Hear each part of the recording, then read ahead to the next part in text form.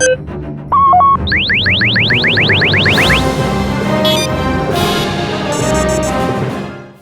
is a ranking and a tier list for every single Star Wars film that has been made. First, I'm going to be going through my list, and after that, I'm going to be putting them up on a tier list. So let's start off with the lowest seed and go to the highest. At number 10, I have the Clone Wars movie. The Clone Wars movie is okay. That's all it is. I'm not the biggest fan of the Clone Wars show as it happens. There's some nostalgia with the Clone Wars show for me, to where I really like it because I was a kid watching the Clone Wars show and just having a fun time watching that. You know, hear that opening theme song and you're like, all right, we're going to watch some Clone Wars now. And, you know, that was a nice feeling. But at the same time, the Clone Wars movie isn't even that good as far as the show goes. A show that I'm not enamored or married to as it is anyways. So for a show that I don't always love, couple that with a movie that's subpar even by the show standard, it feels like 4 episodes that are mediocre or filler, and that they stapled them together haphazardly and made a Frankenstein's monster of a movie.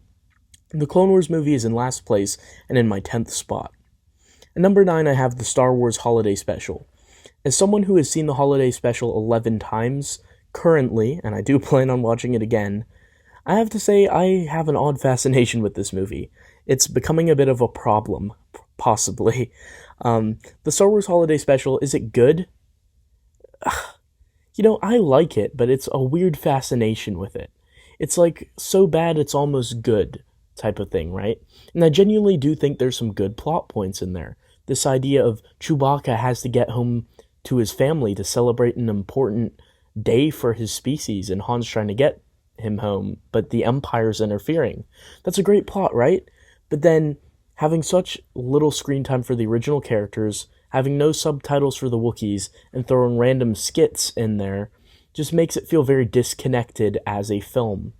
It ends up feeling like a lot of filler and a lot of variety hour stuff, which was used to pad the runtime because it was originally supposed to be 45 minutes. So if this had been its original runtime, I genuinely think it would have been fun. And we would be looking at it very differently today. But since the network that they had the holiday special aired on wanted it to fit a longer slot of an hour and a half, it had to be added to. And that's why everything about it just feels off. The set production and the quality and the budget also doesn't help it either. So it can never be great, but at the same time, I don't think it's terrible. It's so bad that it's actually enjoyable and can be watched and enjoyed, in my opinion. Number 8, I have Ewoks Caravan of Courage. This feels like a film from a forgotten era. This film goes back to an earlier era of Star Wars and films in general, to where it highlighted the importance of family values, the importance of togetherness. It had this idea that you could be together as a family, and it really promoted that fun, let's get the family together and watch a movie about family, which is something that you don't see a lot in modern Hollywood these days. This definitely feels like a relic of the 80s, but it's a super enjoyable relic. The stop motion work here, the special effects, and the costume design is all pretty good, I would say. I heard that it won some awards for that, so I'm not surprised in the slightest. I think they did a really great job. The acting suffers a little bit here and there, but overall it's a heartwarming story and a tale of action and suspense and adventure that honestly is super, super fun. And number 7, I have The Phantom Menace. The Phantom Menace is a movie that even when I first saw it as a child, I didn't enjoy it that much. I didn't think it was as good as the original trilogy. I always thought the CGI was a little wonky with the Gungans, but it does have some awesome scenes. The scene with Darth Maul versus Obi-Wan and Qui-Gon on Naboo is arguably the greatest lightsaber fight sequence in the entire franchise. That fight is so good. The music is great. The pod racing scenes I actually found quite enjoyable. I just think the pacing for the movie is a little bit uneven. I don't mind the politics aspect of it because with the context of the novel Darth Plagueis by James Luceno, you can appreciate the movie more. At the same time, though, it's not my favorite, and I do think it drags a little here and there, and it's hampered down by Jake Lloyd's not so great performance as Anakin Skywalker.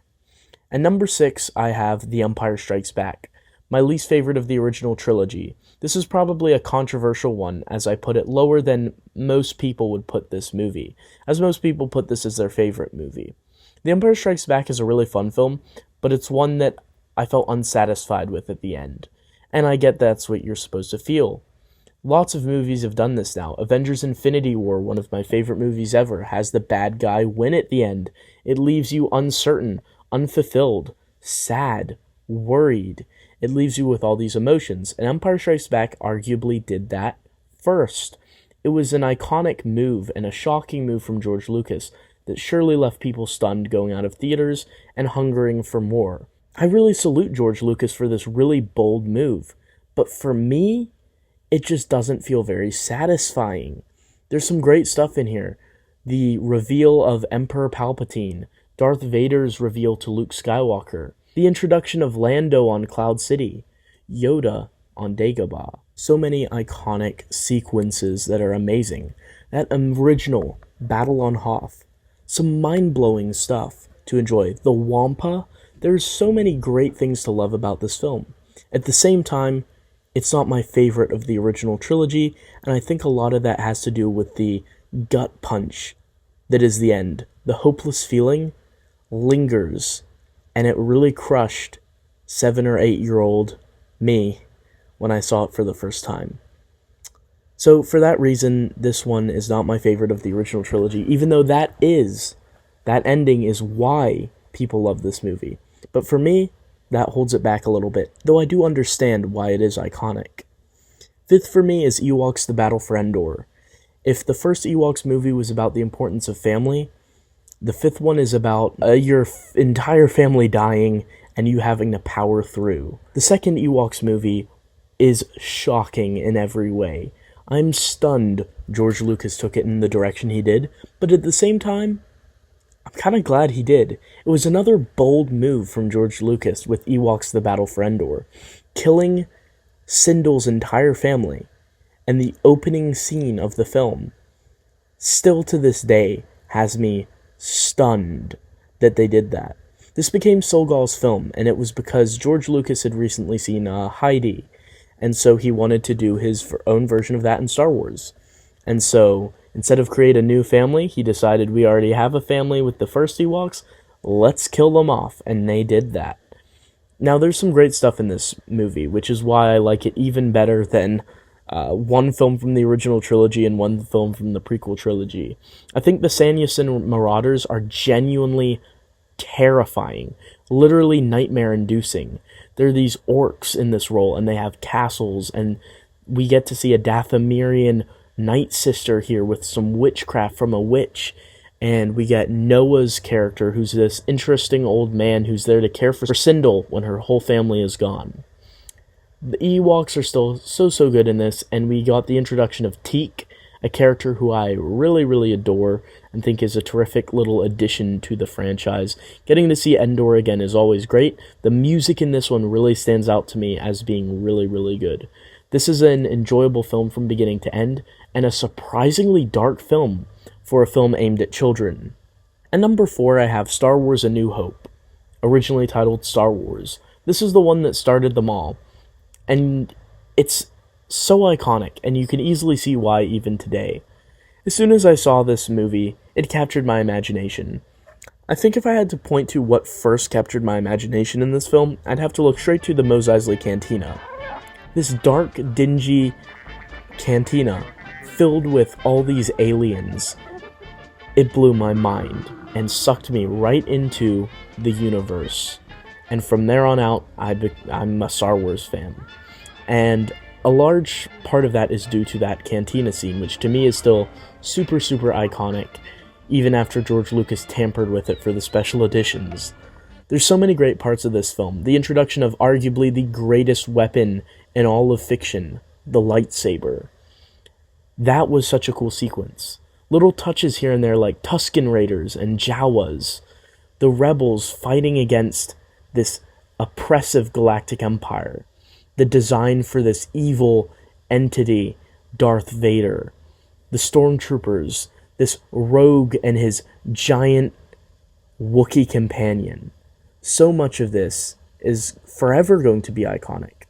Hyperspace with the Millennium Falcon, blowing up the first Death Star, the trash compactor. There's so many moments that you could point at in this film and say, that's why I became a Star Wars fan. And that's why it's so high on this list. But at the same time, there are some stories that I thought were better. At number 3, I have Star Wars Revenge of the Sith, the final movie of the prequel trilogy. Everyone usually points at this one and says it's the best of the trilogy. When I first saw this movie, I didn't like it. I thought it was way too dark. But as I rewatched it over and over again, I found that I loved so many elements of this film.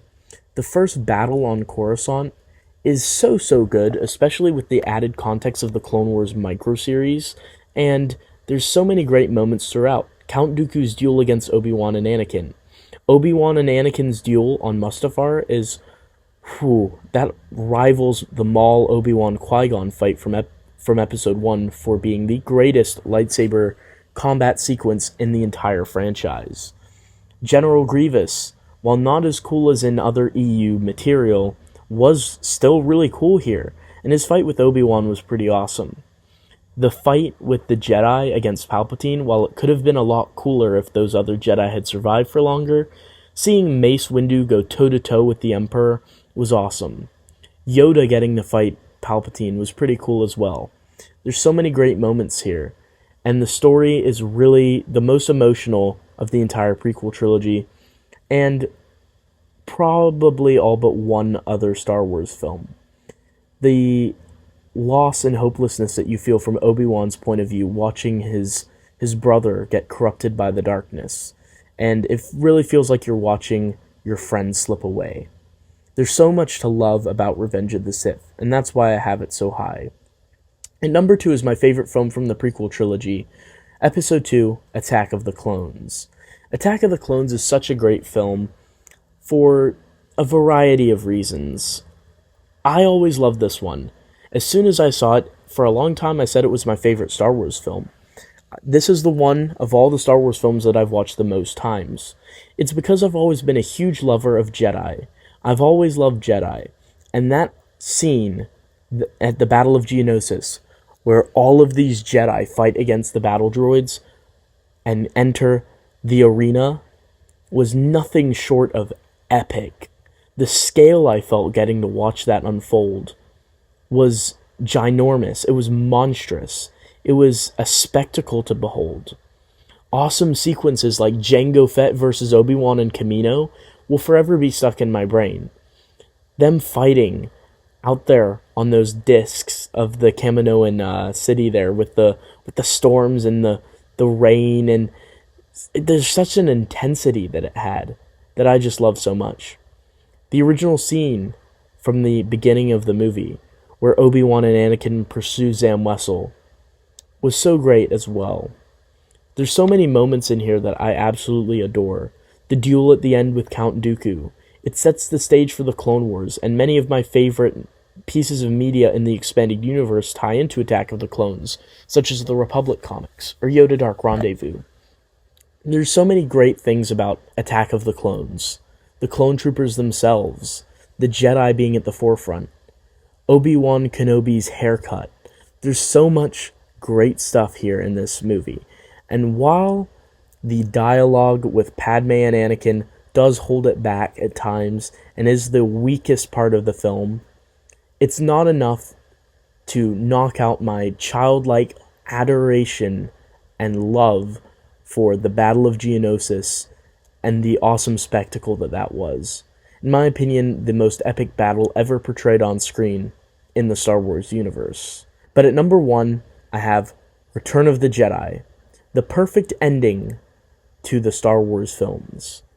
While I do say that, I do really enjoy stories in the Star Wars Expanded Universe, like the Thrawn Trilogy, New Jedi Order, Legacy of the Force, Fate of the Jedi, the Legacy comics, Dark Empire, Crimson Empire. I love a lot of the stories set after Return of the Jedi. But as far as movies go, it's the perfect happy ending. That victory at the end, where the Ewoks, the rebels, get to celebrate a victory against the Empire, is so heartwarming. Luke's revelation to Leia that they are siblings is so good as well. Vader's redemption and temporarily defeating the Emperor is wonderful. It's such an epic way to end that character arc. The final duel on the Death Star between Luke and his father is great. The introduction of the green lightsaber, release date wise, everything regarding Jabba's palace and the Sarlacc pit is pitch perfect to me. Some people say, oh, that was a side plot that didn't matter. But it mattered to get Han out. And I think it was perfect the way that it was done. Getting to see the Rancor was awesome. These Ewoks on the moon of Endor, in this forest moon, was just so cool to see. Other aspects, like the destruction of the second Death Star, the Emperor was terrifying here in this film. So scary. The death of Yoda was emotional. Luke getting to see Yoda and Obi-Wan and his father as Force spirits at the end of the film is such an emotional moment as well. The acting here is perfect. The characters here are perfect. The story here is perfect, and it is the most brilliant ending to the saga that I could have ever thought of. It is the perfect ending. So now that I've gotten my ranking out of the way, now I'm going to put them all on a tier list. This was a ranking of every Star Wars film that has been made, and now I'm going to put it on a tier list. Apologies if you can hear a lot of noise right now, but now I'm going to be putting all of these movies on a tier list. So I've got tier list opened up, and here we're going to go. I'm going to start by putting my favorites on the top, I guess. I think Return of the Jedi belongs in S, and Attack of the Clones to me is right there with it. Now, Revenge of the Sith is where I'm going to debate. Do I put 3 on S? I think so. I like Star Wars. Come on, put it up there. Fourth, I think I'm going to sink A New Hope down into A, and Battle for Endor is going to go up on A with it. Honestly, A New Hope can raise up to S, though. Yeah. Keep Battle for Endor there. I'm going to slap Empire up onto here, onto A, and I think Caravan of Courage belongs on A as well. Phantom Menace is going to go on B, but I still love it. And Holiday Special will go on B as well. And Clone Wars will go on C. So I think that's the breakdown in terms of what I enjoy about the Star Wars movies, kind of like what order they would go in according to the ranking I did. That's kind of the breakdown for like the separation into categories for the difference between them, I guess. But yeah, that's my ranking of every Star Wars movie that's been made. I got all of them up there, got all of them on there. That's every Star Wars movie that's been made. What's you guys' ranking of every Star Wars movie that's been made? Let me know down below. See you guys next time.